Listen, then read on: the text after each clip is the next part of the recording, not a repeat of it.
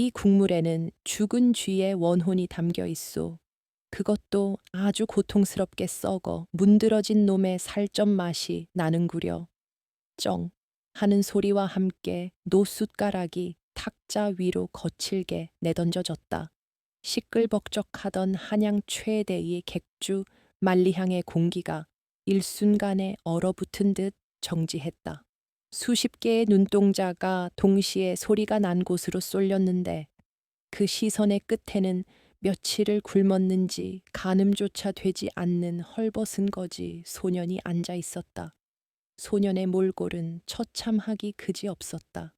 헝클어진 머리카락 사이로 드러난 얼굴은 떼국물에 절어 있었고 입고 있는 옷이라기보다는 넉매 가까운 천 조각들은 몰아치는 한겨울의 칼바람을 막기에는 터무니없이 얇아 보였다. 그러나 좌중을 압도한 것은 그 비참한 행사액이 아니라 소년의 눈빛이었다. 굶주림에 지쳐 흐리멍덩할 법도 하건만 그 눈동자만큼은 마치 갓 갈아낸 명검의 날처럼 서늘하고도 기이한 광채를 뿜어내고 있었다. 방금 막 부엌에서 나온 주방장 왕씨의 얼굴이 붉다 못해 검게 죽어 들어갔다. 그는 손에 들고 있던 국자를 부들부들 떨며 소년을 향해 성큼성큼 다가갔는데 그 기세가 마치 산짐승을 때려잡을 듯 흉흉했다. 내 이놈, 어디서 굴러먹던 갯벼다귀 같은 놈이 감히 만리양의 국밥을 능욕하느냐. 죽은 쥐 내 놈 혓바닥이 추위에 얼어터져서 맛이 간 모양이구나. 당장 이놈을 끌어내어 멍석마리를 시켜라. 왕씨의 고함 소리에 객주 안의 왈패들과 일꾼들이 우르르 몰려들었다. 하지만 소녀는 눈 하나 깜짝하지 않았다. 오히려 입가에 묻은 국물을 더러운 솜의 끝으로 쓱 닦아내며 조소 섞인 목소리로 말을 이었다. 혓바닥이 얼어터진 건 내가 아니라 당신인 듯싶소. 이 역겨운 쥐의 비린내를 감추려고 산초 가루를 새 국자나 퍼부었더군. 그리고 묵은 된장을 풀어 색을 감추려 했지만 썩은 고기에서 나오는 그 미끌거리고 끈적한 기름기는 결코 감출 수 없는 법이지. 소년의 말은 지나치게 구체적이고 확신에 차 있었다.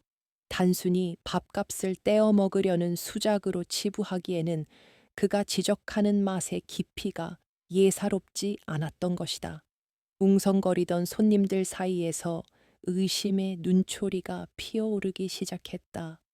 개 중에는 방금까지 맛있게 국밥을 들이키던 이들이 숟가락을 내려놓고 헛구역질을 하는 모습도 보였다.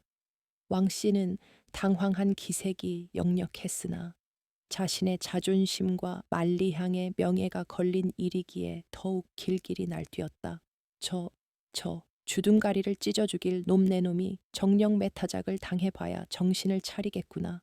왕 씨가 소년의 멱살을 잡으려던 찰나 객주 2층 난간에서 묵직하고도 위험 있는 목소리가 내려꽂혔다. 멈추거라. 그 한마디에 소란스럽던 객주 안은 다시금 쥐 죽은 듯 고요해졌다. 만리향의 주인이자 한양 상권을 쥐락펴락하는 대행수 박영감이었다. 박영감은 뒷짐을 진 채 천천히 계단을 내려왔다. 그의 걸음걸이에는 세월의 풍파를 견뎌낸 거목 같은 무게감이 실려 있었다. 그는 멱살이 잡힐 뻔했던 소년 앞에 멈춰서서 그 기이한 눈빛을 뚫어져라 응시했다. 박영감은 평생을 장사치로 살아오며 수많은 인간 군상을 보아왔다. 허풍을 떠는 자, 사기를 치려는 자, 그리고 진짜배기 실력을 감춘 자. 그의 육감은 지금 눈앞에 이 거지 소년이 내뱉은 말이 단순한 허풍이 아님을 경고하고 있었다. 아해야, 네 말이 사실이냐? 만약 네 말이 거짓이라면 내 너의 혀를 뽑아 객주 문 앞에 매달아 놓을 것이다. 허나 사실이라면 내 너에게 평생 배를 골치 않게 해주마. 박영감의 서슬퍼런 제안에도 소녀는 태연했다. 아니, 오히려 기다렸다는 듯 입꼬리를 살짝 비틀어 올렸다. 그 솥을 확인해 보시지요. 바닥까지 긁어내면 내 혓바닥이 맞는지 당신네 주방장의 양심이 썩었는지 알게 될 테니까. 박 영감의 눈짓에 일꾼들이 주방으로 달려가 거대한 가마솥을 홀 중앙으로 낑낑대며 들고 나왔다. 아직 김이 모락모락 나는 육수통에서는 얼큰하면서도 묘하게 느끼한 냄새가 진동을 했다. 왕 씨는 식은 땀을 줄줄 흘리며 대행수 어른, 어찌 저런 거지 놈의 말을 믿고 이러십니까? 이건 제 요리 인생에 대한 모독입니다. 라며 항변했지만 박 영감은 들은 채도 하지 않았다. 부어라. 박 영감의 명령이 떨어지자 일꾼들이 조심스레 가마솥을 기울였다. 콸콸 쏟아지는 붉은 국물이 바닥에 큰 대야를 채우기 시작했다. 국물이 줄어들수록 지켜보는 사람들의 긴장감도 팽팽해졌다. 구수한 우거지와 콩나물, 큼직한 고기, 건더기들이 쏟아져 나왔지만 아직까지 특별히 이상한 점은 보이지 않았다. 왕 씨의 얼굴에 안도의 빛이 스칠 무렵 소년이 나지막이 읊조렸다. 아직 멀었소. 바닥에 눌어붙은 그 찌꺼기들 속에 그놈이 숨어 있단 말이오. 가마솥이 거의 수직으로 기울어졌을 때였다. 투 하고 무언가 묵직하고 시커먼 덩어리가 마지막 국물과 함께 대야 위로 떨어졌다. 그것은 고기 건더기가 아니었다. 뜨거운 국물에 퉁퉁 불어 형체를 알아보기 힘들었지만 길게 늘어진 꼬리와 허연 이빨이 드러난 머리는 분명히 쥐의 것이었다. 그것도 보통 쥐가 아니라 하수구에서나 볼 법한 집채만한 시궁쥐였다. 욱, 객주 안 여기저기서 비명이 터져 나왔고 방금까지 국밥을 먹던 손님들은 바닥을 기며 먹은 것을 개워내기 시작했다. 만리향은 순식간에 아수라장이 되었다. 왕 씨는 다리에 힘이 풀려 그 자리에 주저앉아 버렸고 사색이 된 얼굴로 덜덜 떨기만 했다. 쥐가 실수로 들어간 것인지 아니면 재료 관리를 소홀히 하다 들어간 것인지는 중요하지 않았다. 중요한 것은 이 거지 소년이 맵고 짠 양념으로 범벅이 된 국물 맛 속에서 정확히 쥐의 존재를 감지해냈다는 사실이었다. 학 영감은 구역질이 치밀어 오르는 것을 억지로 참으며 다시 소년을 바라보았다. 소년은 승리감에 도취된 표정이 아니었다. 그저 씁쓸하고 고통스러운 표정으로 자신의 혀를 손등으로 문지르고 있었다. 마치 혀에 남은 그 끔찍한 맛의 기억을 지워버리고 싶다는 듯이 박 영감은 전율했다. 저것은 단순한 미각이 아니었다. 100가지 맛이 섞여 있는 혼돈 속에서 단 하나의 이질적인 맛을 집어내는 능력. 그것은 하늘이 내린 재능이자 동시에 저주와도 같은 절대 미각이었다. 쥐가 나온 육수통을 보며 경악하는 사람들 사이에서 오직 소년만이 초연했다. 그에게는 눈앞의 시각적인 충격보다 혀끝에 각인된 미각적 충격이 더 컸기 때문이리라.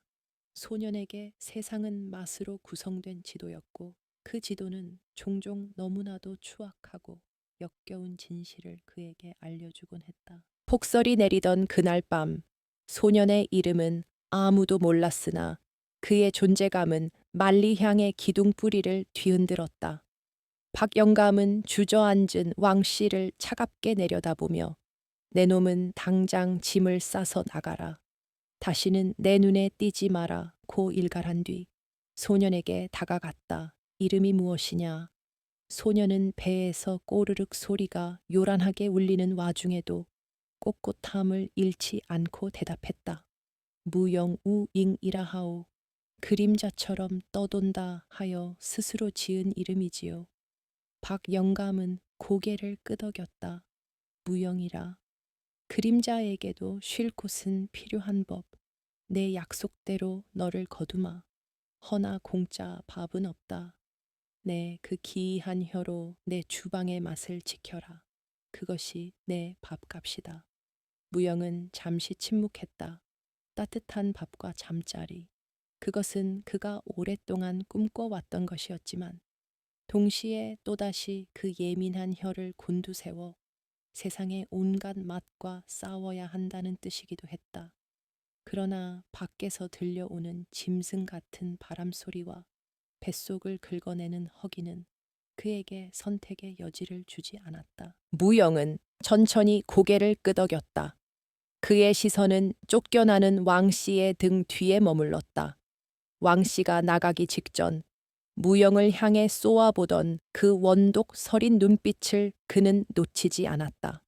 그것은 마치 상한 음식에서 나는 곰팡내처럼 찝찝하고 불길한 맛을 예고하고 있었다.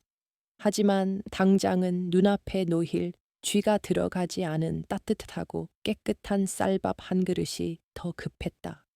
박 영감이 손짓하자 일꾼 하나가 무영을 주방 뒷문으로 안내했다. 무영이 걸음을 옮길 때마다 넝마 사이로 드러난 앙상한 다리가 휘청거렸다. 그 뒷모습을 바라보며 박 영감은 중얼거렸다. 귀물이 굴러 들어왔구나. 저 아이가 만리향을 천하제일로 만들지 아니면 피바람을 몰고 올지.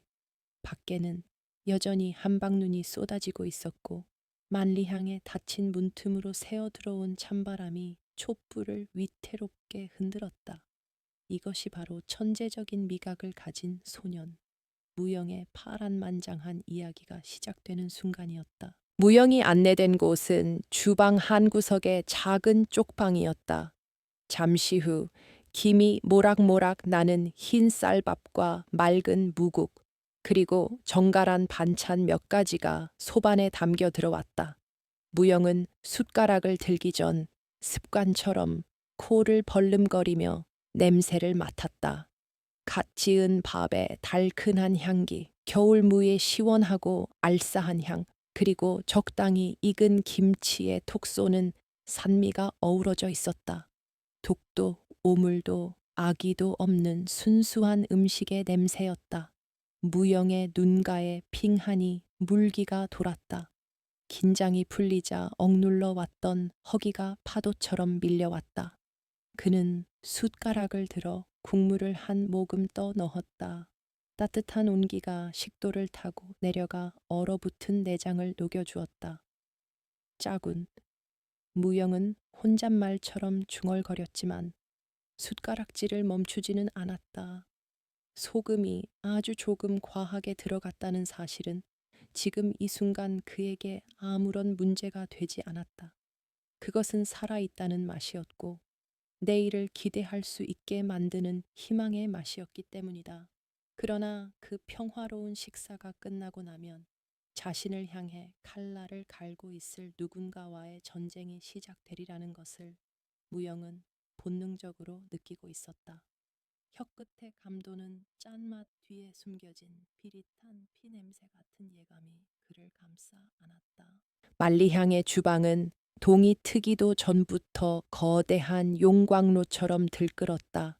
수십 개의 아궁이에서 뿜어져 나오는 시뻘건 불길이 가마솥을 달구었고 도마 위를 내리치는 칼질 소리는 마치 전장의 북소리처럼 끊임없이 이어졌다. 그 혼돈의 한복판에 무영이 서 있었다. 넝마 같던 옷은 어느새 깨끗한 무명천으로 바뀌었지만 그 형형한 눈빛만은 여전했다. 무영은 칼을 잡는 대신 작은 숟가락 하나를 들고 주방 곳곳을 누비고 있었다. 그는 마치 보이지 않는 지휘자처럼 끓여오르는 탕국의 미묘한 불협화음을 잡아냈다. 육수 담당, 불을 줄이시오. 소뼈에서 나오는 기름이 너무 과하게 우러나 국물이 탁해지고 있소. 지금 건져내지 않으면 쓴맛이 돌 것이요. 무영의 건조한 지적에 수십 년 경력의 탕반장이 움찔하며 서둘러 장작을 빼냈다. 예전 같았으면 어린 놈이 뭘 아느냐며 호통을 쳤을 테지만 지금은 아무도 그의 말에 토를 달지 않았다. 무영이 지적한 대로 불을 조절하면 거짓말처럼 국물 맛이 깊고 깔끔해졌기 때문이다. 그의 혀는 저울보다 정확했고 그의 코는 사냥개보다 예민했다. 만리향의 음식 맛이 한양 도성 안에서 제일 가는 진미로 소문이 나는 데는 그리 오랜 시간이 걸리지 않았고 그 중심에는 신이 내린 혀를 가진 소년 무영이 있었다. 그러나 빛이 강하면 그림자도 짙어지는 법이었다. 주방의 가장 높은 단상, 모든 요리를 총괄하는 수석 주방장 조칠의 눈매가 매섭게 일그러졌다. 조칠은 만리향 창업 때부터 산전수전을 다 겪으며 그 자리에 오른 입지전적인 인물이었다. 굵은 팔뚝에 새겨진 숱한 화상 자국과 칼 자국은 그의 훈장과도 같았다. 하지만 굴러들어온 거지 소년이 대행수 박영감의 신임을 얻어 주방을 휘젓고 다니는 꼴은 도저히 눈뜨고 봐줄 수가 없었다. 조칠이 보기에 무영은 요리의 요차도 모르는 풋내기였다. 칼질 한 번 제대로 못하고 불 조절이 얼마나 고된 노동인지 모르는 놈이 그저 타고난 혀 하나 믿고 설치는 꼴이라니. 조칠이 볶음 요리를 담아내며 거칠게 접시를 내려놓았다. 쾅소리와 함께 주방의 공기가 싸늘하게 식었다. 그는 자신의 요리를 맛보지도 않고 냄새만으로 고개를 젓는 무영을 보며 이가 갈리도록 턱에 힘을 주었다. 자신의 20년 요리 인생이 저까짓 혓바닥 하나에 부정당하는 기분은 그야말로 살점이 뜯겨나가는 듯한 모욕이었다. 그날 오후 조칠은 끓어오르는 질투심을 감추고 서글서글한 미소로 무영을 불렀다. 무영아, 내 덕분에 우리 만리향의 명성이 날로 높아지니 참으로 기특하구나. 조칠의 목소리는 기름을 바른 듯 매끄러웠으나 그 눈 속에는 시퍼런 독사가 도사리고 있었다. 무영은 조칠이 내민 차가운 식혜를 받아들고는 잠시 멈칫했다. 식혜에서는 달콤한 엿기름 냄새 외에 아주 미세하게 쇠 비린내 같은 긴장감이 묻어났다.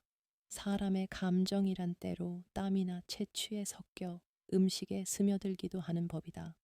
무영은 그것이 조칠의 살기임을 직감했으나 내색하지 않고 짧게 목례했다. 과찬이십니다.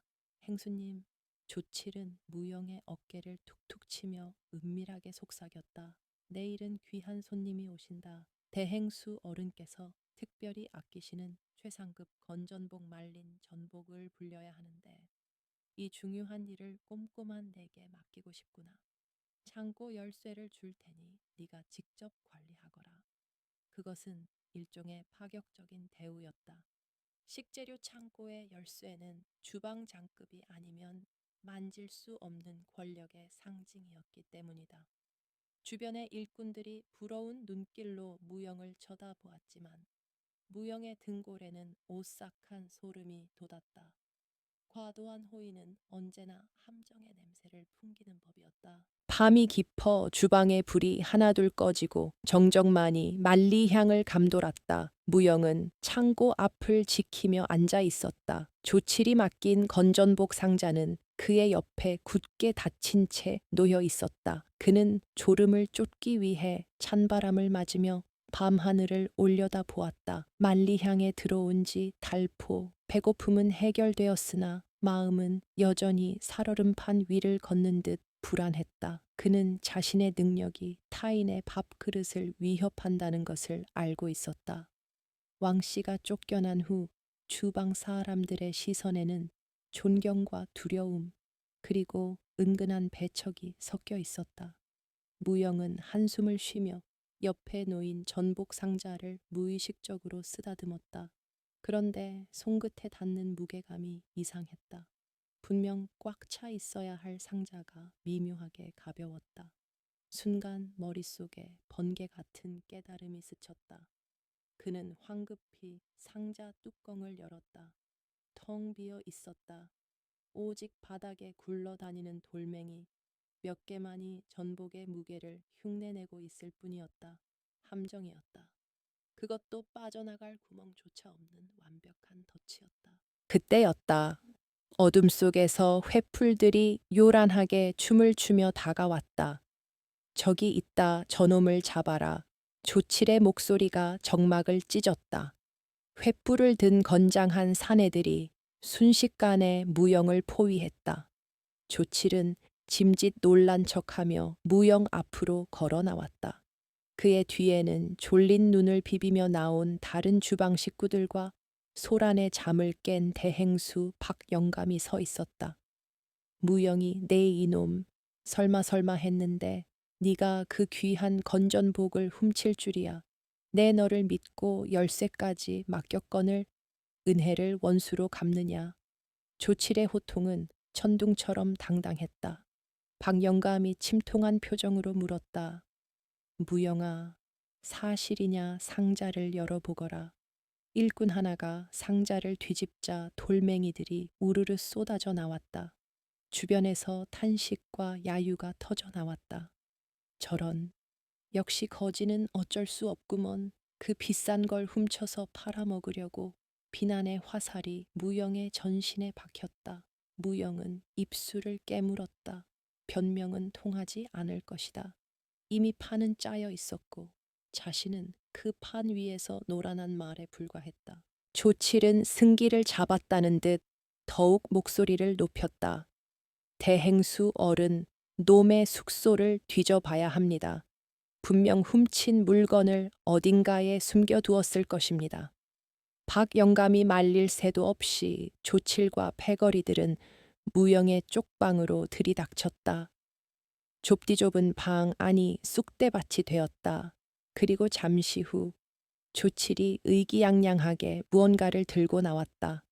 무영의 낡은 보찜 속에서 기름종이에 쌓인 건전복 몇 개가 툭 하고 바닥에 떨어졌다. 완벽한 증거였다. 무영조차 예상치 못한 치밀함이었다. 언제 자신의 방에 들어와 이것을 넣어두었단 말인가. 무영은 그제야 조칠이 낮에 건넨 식혜의 의미를 깨달았다. 자신이 식혜를 마시고 잠시 자리를 비운 사이 혹은 정신이 몽롱해진 틈을 타 이를 꾸민 것이 분명했다. 억울함이 목구멍까지 차올랐지만 눈앞의 증거는 그 어떤 말보다 강력했다. 박영감의 눈빛이 싸늘하게 식었다. 실망감, 그것은 분노보다 더 무거운 형벌이었다. 무영가, 네 재주가 아까워 거두었거늘 내 마음속의 도둑놈 신분은 버리지 못했구나. 무영은 무릎을 꿇린 채 보승줄에 묶였다. 거친 밧줄이 살을 파고들었지만 육체의 고통은 느껴지지 않았다. 그보다 더 고통스러운 것은 조칠에게서 풍겨나오는 역겨운 승리감의 냄새였다. 조칠은 박영감에게 읍소했다. 어르신, 이런 배은망덕한 놈은 관에 넘길 것도 없습니다. 주방의 법도대로 멍석마리를 하여 본보기를 보여야 합니다. 그래야 다른 놈들도 딴 맘을 먹지 않을 것입니다. 박영감은 잠시 갈등하는 듯 했으나 명백한 증거 앞에서는 대행수로서도 어쩔 도리가 없었다. 객주의 규율은 엄격했고 도둑질은 가장 큰 죄악 중 하나였다. 박영감이 고개를 돌리며 침묵하자 그것은 곧 묵시적인 허락이 되었다. 조칠의 입가에 비열한 미소가 번졌다. 그는 몽둥이를 든 왈패들에게 눈짓을 했다. 쳐라, 다시는 남의 물건에 손대지 못하도록 뼈마디를 분질러 놓아라. 몽둥이가 허공을 가르는 소리가 들렸다. 무영은 눈을 질끈 감았다. 그러나 닥쳐올 고통을 기다리는 그 짧은 순간에도 그의 코는 야속하게도 예민하게 작동했다. 조칠이 다가와 무영의 귀에 대고 낮게 속삭일 때였다. 건방진 놈, 주제를 알았어야지. 그때 무영의 코끝에 훅 끼쳐오는 냄새가 있었다. 그것은 전복의 비린내였다. 하지만 그냥 마른 전복의 냄새가 아니었다. 눅눅한 창고 냄새와 섞인 그리고 아주 미미하게 묻어있는 황토 냄새. 만리향의 식재료 창고 바닥은 돌이었지만 조칠의 신발 밑창에 묻어 있는 것은 뒷산의 붉은 황토였다. 조칠이 전복을 빼돌려 숨긴 곳은 바로 뒷산 토굴이나 땅속일 가능성이 높았다. 그리고 결정적으로 조칠의 소매 끝자락에서 나는 냄새. 그것은 아주 독특한 향신료, 서역에서나 들어온다는 값비싼 샤프란 사프론, 번홍화의 향기였다. 전복 상자 옆에 두었던 그 향신료가 조칠의 옷에 묻은 것이다. 하지만 지금 당장 그것을 증명할 길이 없었다. 둔탁한 타격음과 함께 무영의 등짝으로 몽둥이가 떨어졌다. 숨이 턱 막히고 눈앞이 번쩍였다. 고통이 전신을 휩쓸었지만 무영은 비명을 지르지 않았다. 이를 악물고 버텼다. 첫 번째 매질이 시작되자 구경꾼들은 혀를 차거나 고개를 돌렸다. 조칠은 팔짱을 끼고 그 광경을 즐기고 있었다. 무영은 바닥에 처박힌 채 흙냄새를 맡았다. 피비린내가 입안에 고였다. 이대로 쓰러지면 끝이었다. 억울한 누명을 쓴 채 병신이 되어 쫓겨날 것이다. 일어나야 한다. 이 굴욕의 맛을 기억해야 한다. 무영은 흐릿해지는 의식 속에서도 조칠의 몸에서 나던 그 미세한 향신료 냄새와 황토 냄새를 뇌리에 깊이 새겼다. 그것이 유일한 반격의 실마리였다. 매질은 계속되었고 만리향의 밤은 소년의 신음소리와 몽둥기질 소리로 잔인하게 깊어만 갔다. 차라리 기절해버리길 바랐으나 하늘이 내린 저주받은 감각들은 고통마저도 너무나 생생하게 날 것 그대로 느끼게 만들고 있었다. 고통에도 맛이 있다면 그것은 분명 10년 묵은 쑥을 생으로 씹어 삼키는 듯한 지독한 쓴맛일 것이다. 무영은 차가운 헛간 바닥에 널브러진 채 입안에 고인 비릿한 핏물을 뱉어냈다. 등짝은 불에 댄 듯 화끈거렸고 멍석말이 때 지식여진 근육은 숨을 쉴 때마다 비명을 질러댔다. 뼈가 부러지지는 않았으나 온몸이 물먹은 솜처럼 무거워 손가락 하나 까딱하기 힘들었다. 밖에서는 동이 터오는 희미한 빛이 문틈으로 새어 들어오고 있었다. 만리향의 주방은 이미 아침 준비로 분주한 듯 도마 소리와 그릇 부딪히는 소리가 희미하게 들려왔다. 그 소리는 무영에게 있어 세상에서 가장 잔인한 음악이었다. 어제까지만 해도 저 안에서 국자의 간을 보며 희열을 느꼈건만 하룻밤 사이에 도둑으로 몰려 짐승처럼 갇힌 신세가 되다니. 무영은 욱신거리는 몸을 웅크리며 생각했다. 이대로 날이 밝으면 쫓겨날 것이다. 억울함이 목구멍을 타고 넘어왔지만 그보다 더 견디기 힘든 것은 자신의 미각을 비웃듯 의기양양하게 주방을 휘저을 조칠의 모습이었다. 판세여 대감께서 도착하셨다. 모두 실수 없이 움직여라. 밖에서 박영감의 다급한 외침이 들려왔다. 오늘이 바로 그날이었다. 조정의 실세인 예조 판서 대감이 만리향의 음식을 맛보러 오는 날. 무영은 감고 있던 눈을 번쩍 떴다. 주방에서 피어오르는 냄새가 바람을 타고 헛간 틈새로 새으며들고 있었기 때문이다. 무영의 코는 고통 속에서도 야속할 만큼 생생하게 깨어 있었다. 고소한 참기름 냄새, 알싸한 마늘향, 숯불에 구워지는 너비아니의 육향, 온갖 진해진미의 향연이 펼쳐지고 있었다. 그런데 그 화려한 향기의 오케스트라 속에 아주 미세하지만 불길한 불협포화음이 섞여 있었다. 무영은 코를 실룩였다. 킁킁. 이것은 개크랩 냄새였다.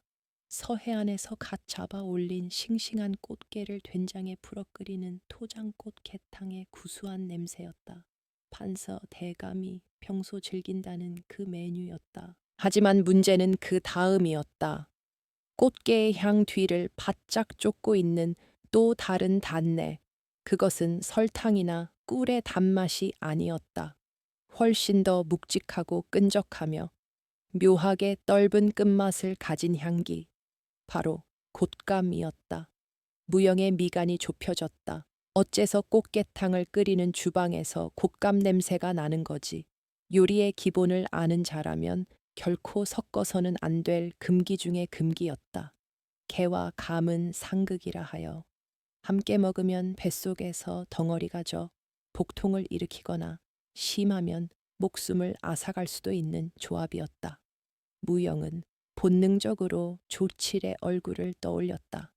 조칠은 평소 설탕 대신 곶감을 달여 만든 감청을 비법 소스로 사용하곤 했다. 특유의 깊은 단맛과 윤기를 내는데 탁월했기 때문이다. 하지만 그것을 불고기나 찜 요리에 쓸 때나 통하는 얘기지. 게 요리와 함께 상에 내거나 섞어 쓴다는 것은 미친 짓이었다. 무영은 벽에 귀를 바짝 댔다.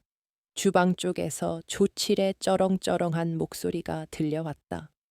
오늘 게탕은 특별히 내가 직접 만든 비법 양념을 쓸 것이다. 비린내를 잡고 깊은 맛을 내는 데는 이만한 것이 없지. 대감께서 이 맛을 보시면 껌뻑 죽으실 게다. 조칠의 오만한 웃음소리가 뒤따랐다. 무영의 등골이 서늘해졌다. 조칠은 모르고 있었다. 자신이 비법이라 믿는 그 감청이 개와 만났을 때 어떤 치명적인 도구로 변하는지를, 아니, 어쩌면 알면서도 설마 죽기야 하겠냐는 안일함으로 맛을 내는 데만 급급한 것일 수도 있었다. 하지만 판서 대감은 연로한 데다 평소 위장이 약하다는 소문을 들은 적이 있었다. 만약 저 탕을 한 그릇이라도 비운다면 만리향은 오늘이 제삿날이 될 것이 분명했다. 그리고 그 책임은 식재료 검수를 맡았던 자신에게 돌아올 것이 뻔했다. 도둑질도 모자라 상한 재료를 써서 대감을 해하려 했다는 누명을 뒤집어쓰기에 이보다 더 완벽한 시나리오는 없었다. 안 돼. 무영은 신음하며 몸을 일으켰다. 이대로 있으면 자신은 영원히 씻을 수 없는 오명을 뒤집어쓰고 죄 없는 대감은 목숨을 잃게 된다. 조치를 향한 증오심보다 잘못된 음식이 누군가의 입에 들어간다는 사실 자체가 무영의 미각적 양심을 견딜 수 없게 만들었다. 그는 흔들리는 다리로 문을 향해 기어갔다. 문은 밖에서 굵은 자물쇠로 잠겨 있었다. 무영은 몸을 날려 문을 들이받았다. 열어주시오. 거기 누구 없소. 큰일 난단 말이오. 목이 터져라 외쳤지만 연후의 준비로 시끌벅적한 밖에서는 누구도 그의 소리를 듣지 못했다. 오히려 멀리서 들려오는 풍악 소리가 그의 외침을 묻어버렸다.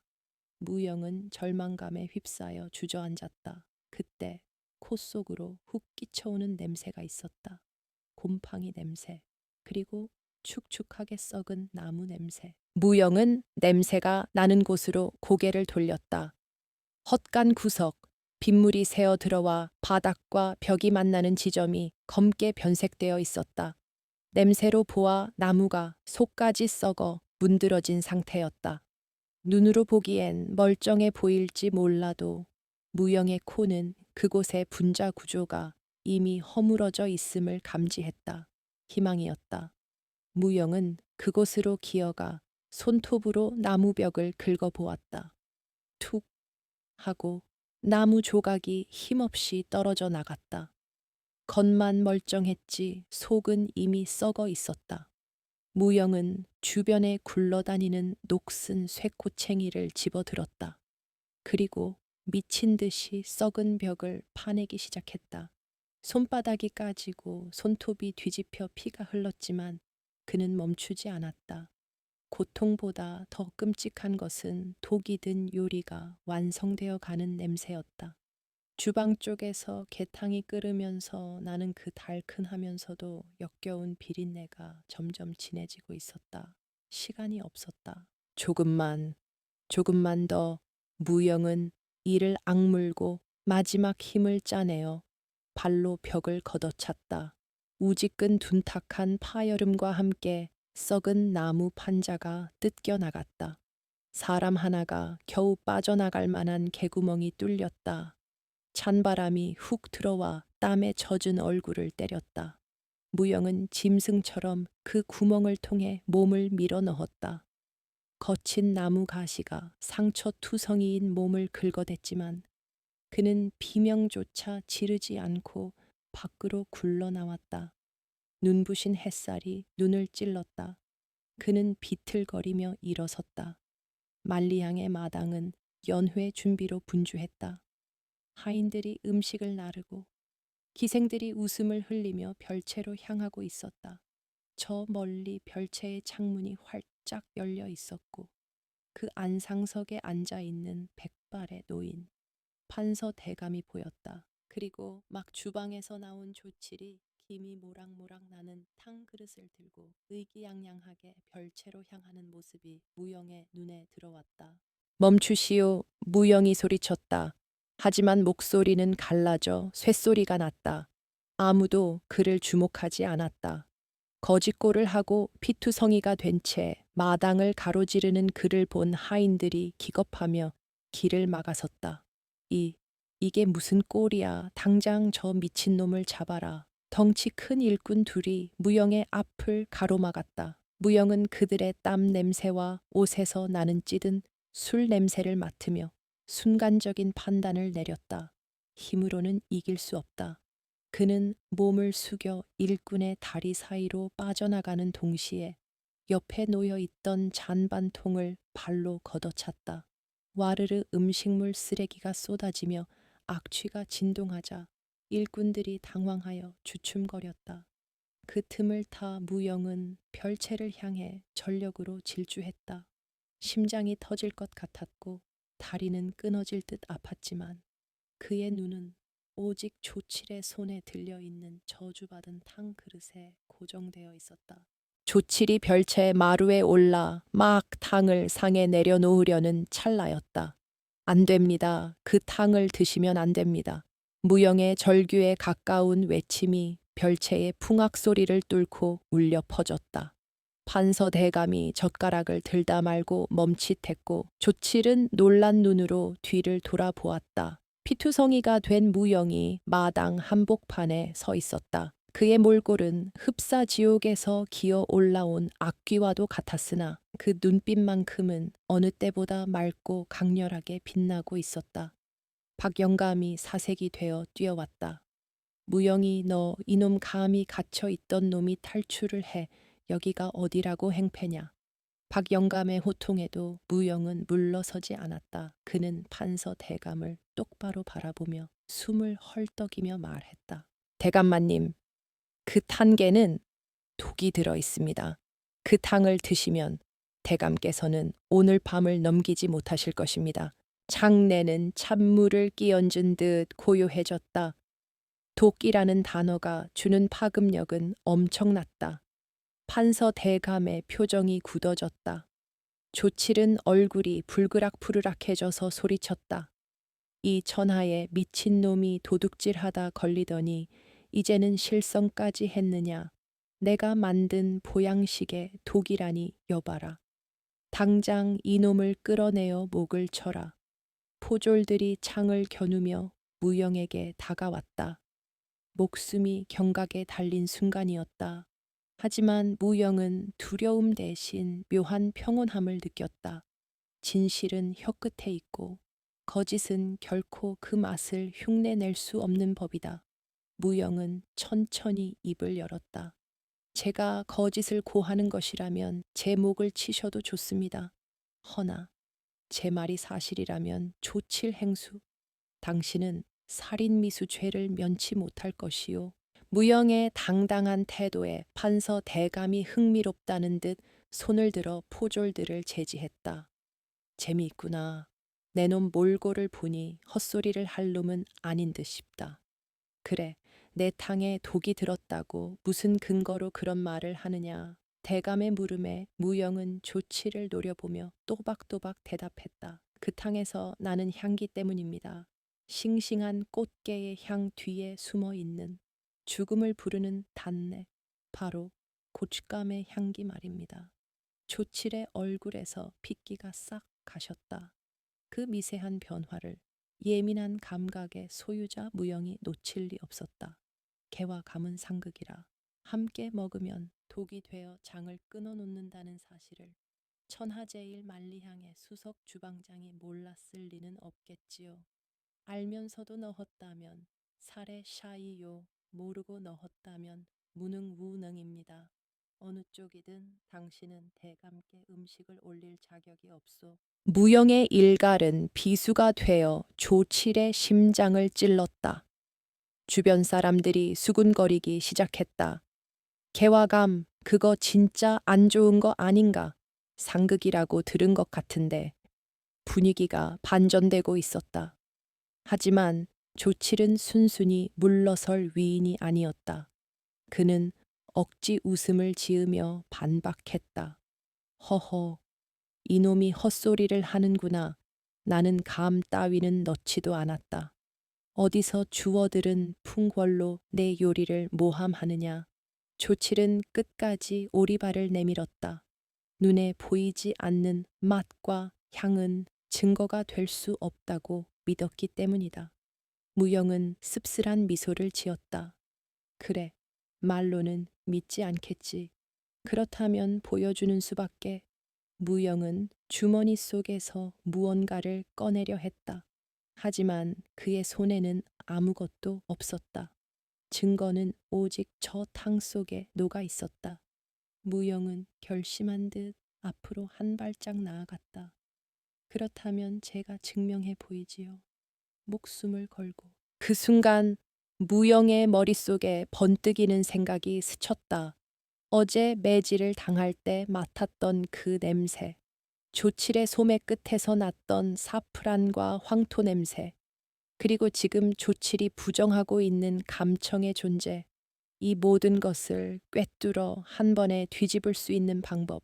그것은 단순히 탕에 든 성분을 밝히는 것이 아니라 조칠이 숨겨둔 진짜 도기의 출처를 밝히는 것이었다. 무영은 고개를 들어 박영감을 바라보았다. 대행수 어른, 지금 당장 주방의 양념 단지들을 조사해 주십시오. 특히 조칠 행수가 아끼는 그 비법 소스 단지를 말입니다. 그리고 뒷산 토굴에 숨겨진 또 다른 항가리도 찾아야 할 것입니다. 무영의 말에 조칠의 눈동자가 지진이라도 난 듯 흔들렸다. 그 흔들림은 무영에게 확신을 주었다. 이제 사냥꾼은 조칠이 아니라 무영이었다. 궁지에 몰린 쥐가 고양이를 무는 법이라지만 절대 미각을 가진 호랑이 앞에서는 그저 한입거리 먹잇감일 뿐이었다. 뒷산 토굴이라니 내 놈이 그걸 어찌 조칠의 입에서 저도 모르게 튀어나온 비명은 스스로 제 무덤을 파는 꼴이 되고 말았다. 당황한 기색이 역력한 조칠의 얼굴을 보며 판서 대감의 눈매가 매섭게 가늘어졌다. 대감은 수십 년 관직 생활 동안 숱한 모략과 거짓을 꿰뚫어 본 인물이었다. 그는 천천히 젓가락을 내려놓고 무영과 조치를 번갈아 보며 나직이 명했다. 여봐라. 지금 당장 이 아이가 말한 뒷산 토구를 뒤져보거라. 그리고 저놈이 썼다는 그 비법 양념 단지도 가져오너라. 박영감의 지시에 왈패들이 횃불을 들고 뒷산으로 내달렸다. 조칠은 사시나무 떨듯 몸을 떨기 시작했다. 그의 이마에서 흐르는 식은땀이 뚝뚝 떨어져 마루를 적셨는데 그 땀 냄새에서조차 공포와 거짓이 섞인 시큼한 악취가 풍겨나왔다. 잠시 후 무거운 침묵을 깨고 무영이 입을 열었다. 대감마님, 사람이 오기 전에 먼저 확인해 보실 것이 있습니다. 무영은 비틀거리는 걸음으로 조칠이 차려낸 꽃게탕 앞으로 다가갔다. 가까이서 맡으니 그 죽음의 향기는 더욱 선명했다. 무영은 떨리는 손으로 국자를 들어 국물을 한 번 휘저었다. 그러자 바닥에 가라앉아 있던 끈적한 침전물이 떠올랐다. 보십시오. 이것은 게살이 풀어져 생긴 것이 아닙니다. 게의 단백질이 감의 떫은 맛을 내는 성분과 엉겨붙어 생긴 담석 테스토의 씨앗입니다. 무영의 설명은 정교했다. 이 탕을 드시면 뱃속에서 이 덩어리들이 돌처럼 굳어져 장을 막을 것입니다. 젊은 장정이라도 반나절을 넘기기 힘든데 하물며 연로하신 대감마님께서는 무영은 말을 맺지 않고 고개를 떨구었다. 그것은 요리사로서의 양심이 짓밟힌 현장에 대한 참담함이었다. 이 전한 놈이 감히 내 요리를 조칠이 발악하며 달려들려 했으나 호위무사들이 단칼에 그를 제압했다. 그때 마당으로 헐레벌떡 뛰어들어온 일꾼들이 소리쳤다. 대행수 어른 찾았습니다. 뒷산 토굴에 숨겨진 한가리들과 훔친 건전복 꾸러미가 나왔습니다. 일꾼들이 내려놓은 짐 속에는 며칠 전 도난당했다던 최상급 건전복, 그리고 정체불명의 붉은 가루가 든 병, 끈적한 검은 액체가 담긴 단지가 있었다. 박 영감의 얼굴이 흑빛이 되었다. 조칠이 내 이놈, 네가 진정 만리향의 주방장으로서 이럴 수가 있느냐. 모든 것이 명백해졌다. 조칠은 훔친 전복을 팔아치우고 그 죄를 무영에게 뒤집어 쓰이운 뒤 자신만의 비법이라며 검증되지 않은 위험한 재료들을 섞어 쓰고 있었던 것이다. 판서 대감은 그제야 흥미롭다는 표정을 거두고 차갑게 일갈했다. 저 검은 단지의 내용물이 그 감청이란 말이더냐. 무영이 단지 뚜껑을 열어 냄새를 맡고는 고개를 끄덕였다. 예, 맞습니다. 곶감을 지식여 꿀과 섞어 삭힌 것입니다. 단맛을 극대화하려 했겠지만 개와는 절대 만나서는 안 될 상극이지요. 대감은 턱짓으로 마당 한 구석에 묶여 있던 사냥개를 가리켰다. 말로만 듣고는 믿을 수 없는 법. 저 개에게 그 탕을 먹여보라.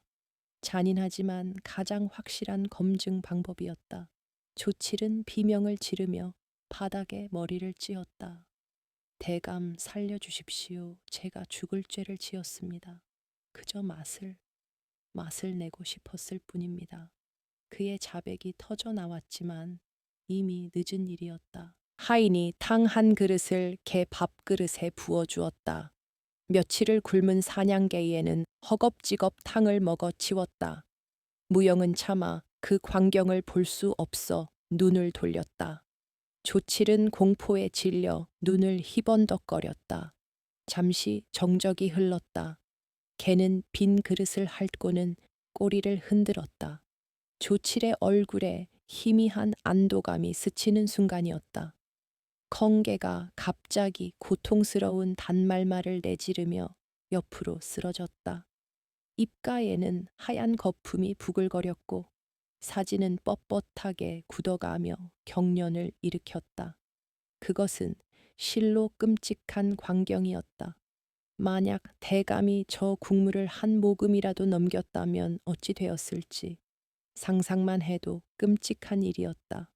허억 좌중에서 탄식이 터져 나왔다. 대감의 얼굴은 분노로 붉게 달아올랐다. 내 이놈 감히 내 목숨을 담보로 내 놈의 얄팍한 요리 솜씨를 뽐내려 했느냐. 대감의 호통은 천둥소리보다 무서웠다. 여봐라, 저 흉악한 놈을 당장 포박하여 형조로 넘겨라. 내 친히 국문을 하여 그 죄를 낱낱이 밝혀낼 것이다. 포졸들이 조치를 짐짝처럼 끌고 갔다. 조칠은 끌려가면서도 무영을 향해 저주를 퍼부었지만 그 목소리는 개 짖는 소리보다 못하게 들렸다. 악취는 사라지고 있었다. 만리양의 마당에는 이제 차가운 바람만이 불어와 그 더러운 욕망의 찌꺼기들을 씻어내고 있었다. 모든 소동이 끝나고 박영감은 무영 앞에 무릎을 꿇을 듯이 고개를 숙였다. 무영아, 내 눈이 멀어 너를 알아보지 못하고 큰 고초를 겪게 했구나. 내 평생의 수치다. 나를 용서해다오.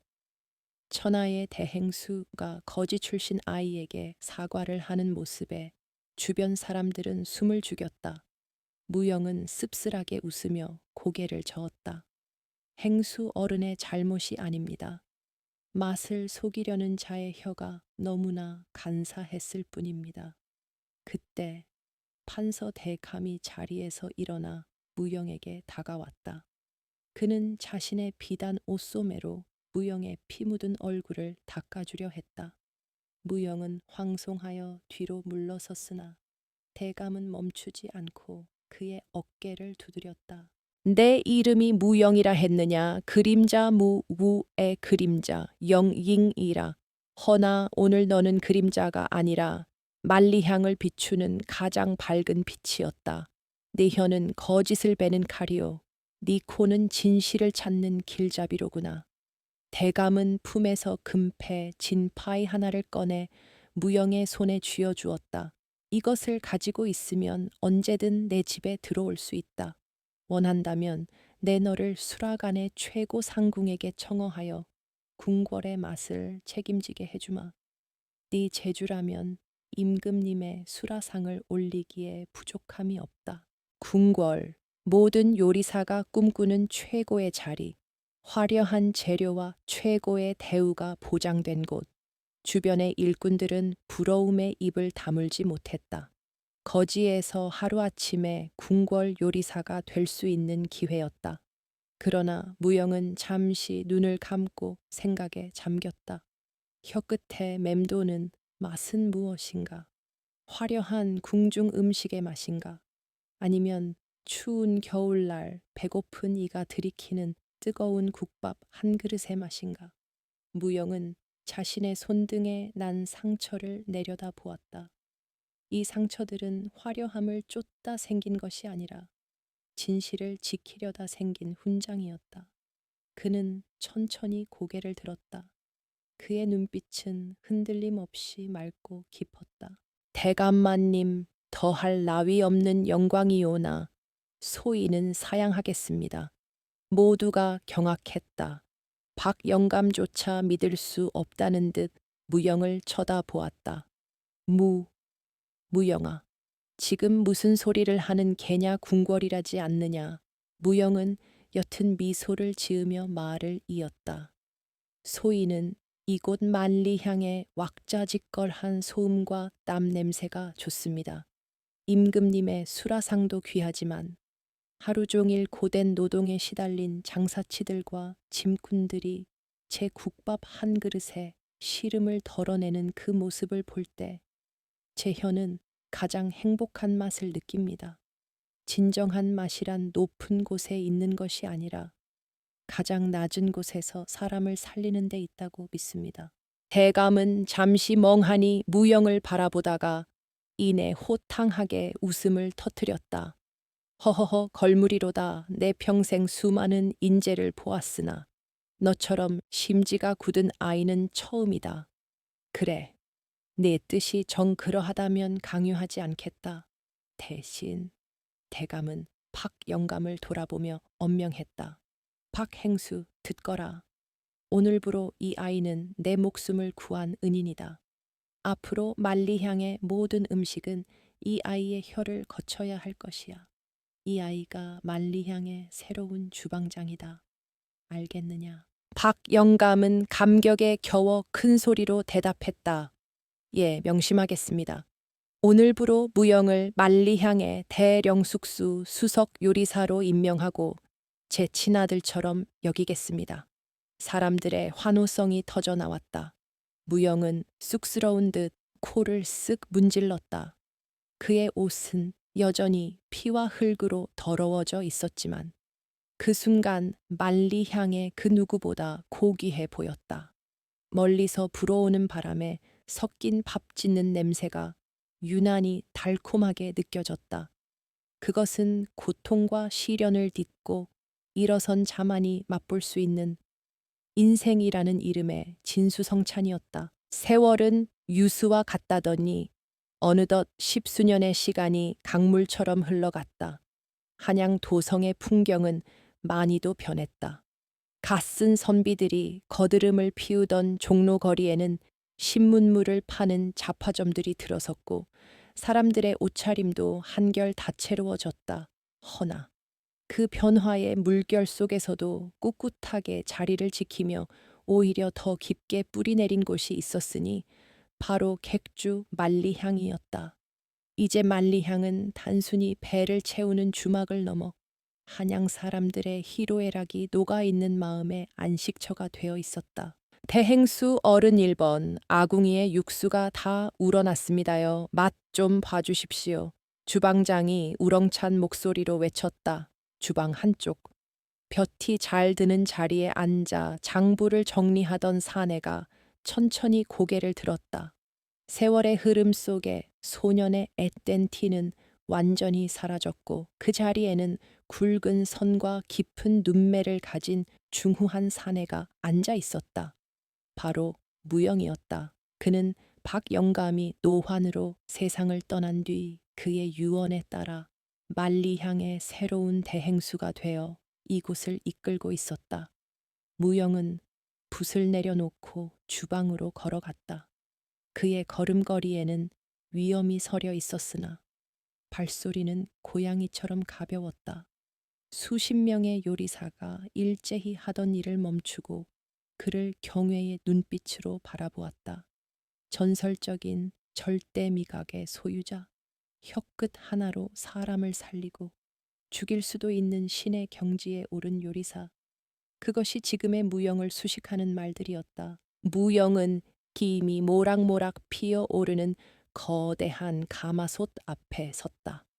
그는 국자를 드는 대신 눈을 감고 깊게 숨을 들이마셨다. 후각이 먼저 국물의 정체를 파악하기 시작했다. 솥뼈를 12시간 고아낸 구수함, 잡내를 잡기 위해 넣은 황기, 엄나무의 쌉싸름한 향, 그리고 마지막에 넣은 대파의 시원한 단내. 모든 재료가 완벽한 조화를 이루고 있었다. 무영은 옅은 미소를 지으며 고개를 끄덕였다. 됐다. 아주 훌륭해. 다만 불을 끄기 직전에 굵은 소금을 한 꼬집만 더 넣거라. 오늘처럼 눈이 오려는 날씨에는 사람들의 입맛이 둔해지니 혀끝을 살짝 자극하는 짠맛이 입맛을 돋울 것이다. 주방장은 감탄하며 무릎을 쳤다. 역시 대행수 어른이십니다. 날씨까지 맛에 담으시다니요. 무영은 주방을 나와 객주홀을 둘러보았다. 점심때가 되자 밀려든 손님들로 발 디딜 틈이 없었다. 보찜 장수, 나무꾼, 시장 상인, 그리고 신분을 숨기고 온 양반들까지. 그들은 모두 똑같은 국밥 한 그릇을 앞에 두고 땀을 뻘뻘 흘리며 먹고 있었다. 누군가는 국물을 마시며 하루의 고단함을 씻어내고 누군가는 친구와 술잔을 기울이며 회포를 풀었다. 무영이 가장 사랑하는 풍경이었다. 그는 궁궐의 화려한 수라상을 마다한 것을 단 한 번도 후회하지 않았다.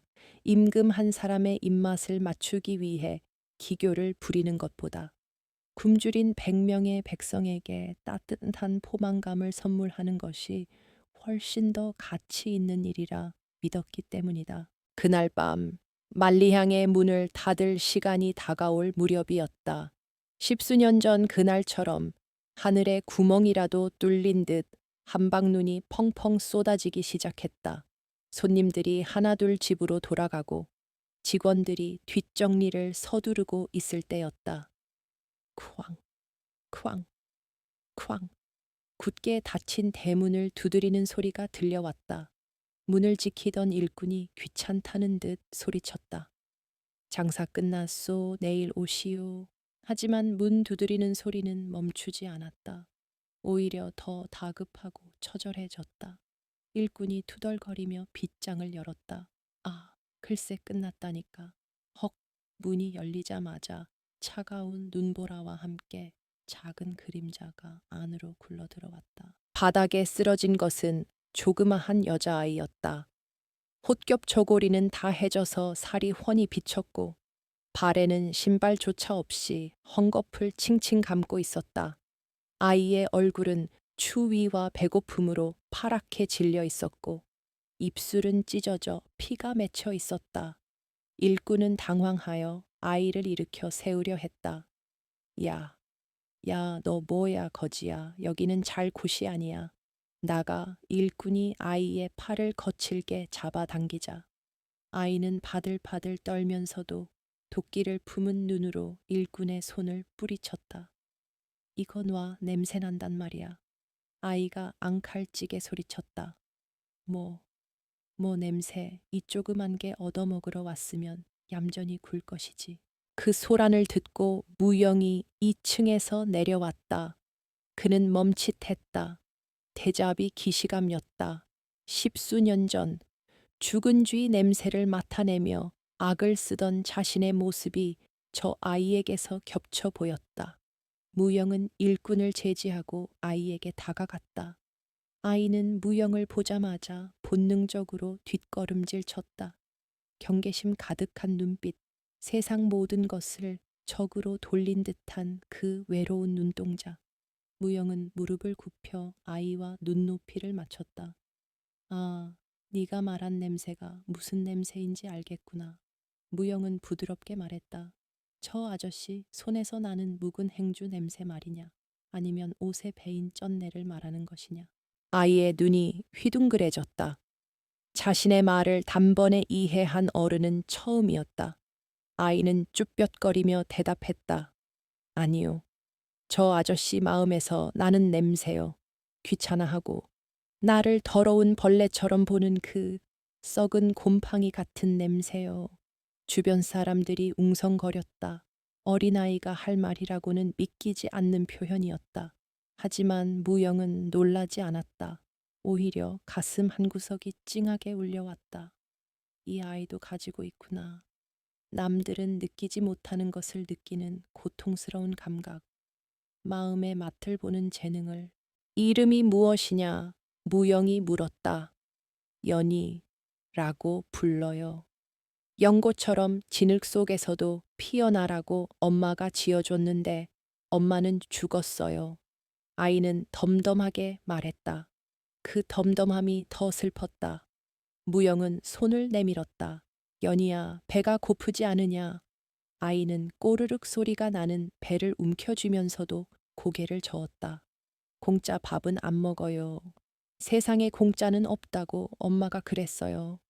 먹고 나면 분명 대가를 치러야 한다고 이상한 일을 시키거나 팔아넘기거나.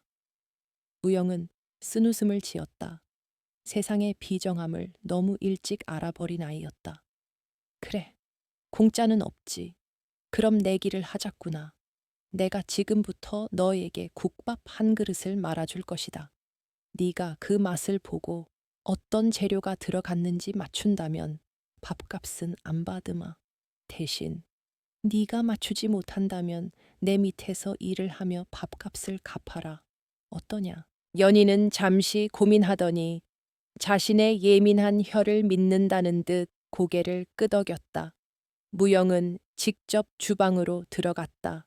그는 가장 깨끗한 뚝배기를 꺼내 불에 올렸다. 화려한 기교는 필요 없었다.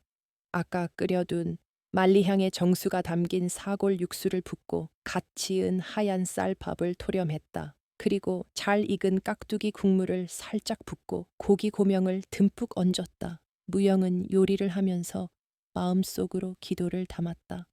이 아이의 온몸이 녹기를, 이 아이의 상처받은 마음이 치유되기를, 세상이 차갑기만 한 곳은 아니라는 것을, 이 따뜻한 국물 한 모금으로 알게 되기를. 그것은 단순한 조미료가 아니었다. 십수년 전 박영감이 자신에게 베풀었던 그 따뜻한 자비의 맛이었다. 무영은 김이 모락모락 나는 뚝배기를 연희 앞에 놓아주었다. 자, 들어보거라. 연희는 숟가락을 들고 국물을 조심스럽게 떠넣었다. 따뜻한 온기가 식도를 타고 내려가자 아이의 굳어있던 어깨가 움찔했다. 한 입, 두 입. 아이는 말없이 숟가락질을 계속했다. 눈가에서 그렁그렁하던 눈물이 뚝배기 안으로 툭 떨어졌다. 국밥을 반쯤 비웠을 때 무영이 물었다. 그래, 맛이 어떠냐? 무엇이 들어갔는지 알겠느냐? 연희는 숟가락을 내려놓고 소매로 눈물을 닦았다. 그리고 붉어진 눈으로 무영을 올려다 보았다.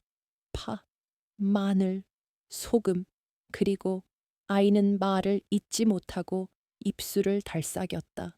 무영은 재촉하지 않고 기다렸다.